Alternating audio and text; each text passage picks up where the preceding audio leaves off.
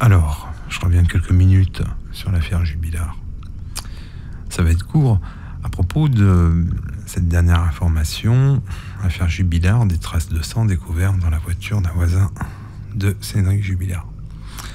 On comprend que ce voisin avec Cédric sont plutôt proches et que cette voiture blanche modèle Peugeot 305 a fait objet d'une analyse au Blue Star, produit chimique agissant comme révélateur de sang malgré le nettoyage. Cette expertise a révélé, selon une source proche de l'enquête, que les traces de sang présentes pouvaient être celles d'un animal. Ce test n'est cependant pas fiable à 100%. Une nouvelle analyse a été demandée. Les traces de sang sont analysées à l'Institut génétique de Nantes. Un voisin souvent donc en contact avec Cédric, ce voisin raconte qu'il était souvent en contact avec Cédric Jubilard avant la disparition de Delphine. D'après une source proche de l'enquête, il a également expliqué qu'il lui arrivait de laisser les clés de sa voiture à son domicile, qui est situé à environ 4 km de l'ancien domicile du couple. Mais alors, la dernière fois, on a parlé avec Sandra de quelques doutes et on parlait des voisins.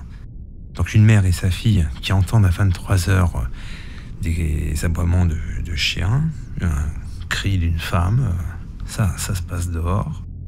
Toujours dehors, un voisin qui promène son chien à 1h du matin. Cédric qui envoie un SMS à sa voisine, amie de Delphine, qui semble habiter à quelques kilomètres. Enfin, en tout cas, pas vraiment dans l'environnement du pavillon.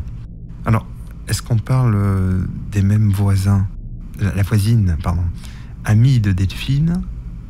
Cédric envoie un SMS à 4h du matin. Est-ce que cette 306 blanche fait partie de cet environnement? Du coup, on se rapproche des voisins. Malgré tout, on parle de traces plutôt animales. Alors, encore une nouvelle fois, la légèreté des spécialistes de l'affaire sur les plateaux de télé, c'est incroyable quand même, parce que j'ai regardé un peu Hanouna, je voulais faire un truc dessus, mais bon, j'ai pas envie de m'embêter avec ça, tout compte fait.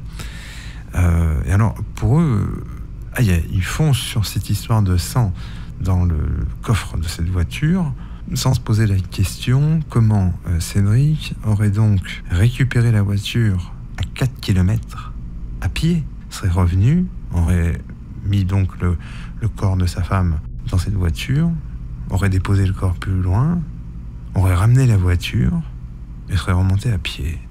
On se pose pas la question. 4 km. Vraiment.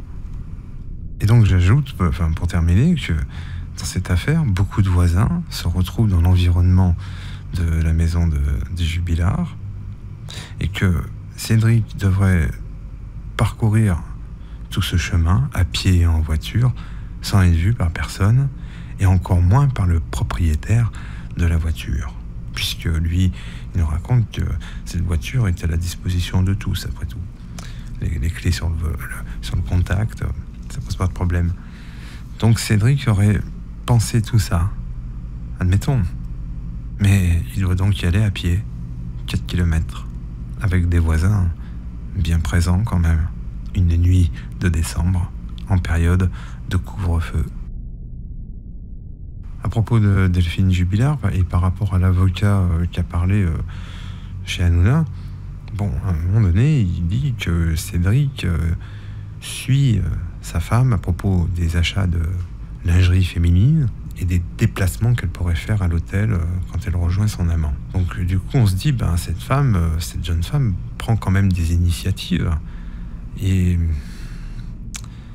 alors du coup, quelle rencontre peut-elle faire ou quel fantasme peut-elle donner à quelqu'un qui pourrait être proche de Delphine? Un voisin, un ami, un confident? En tout cas, on parle un petit peu des voisins.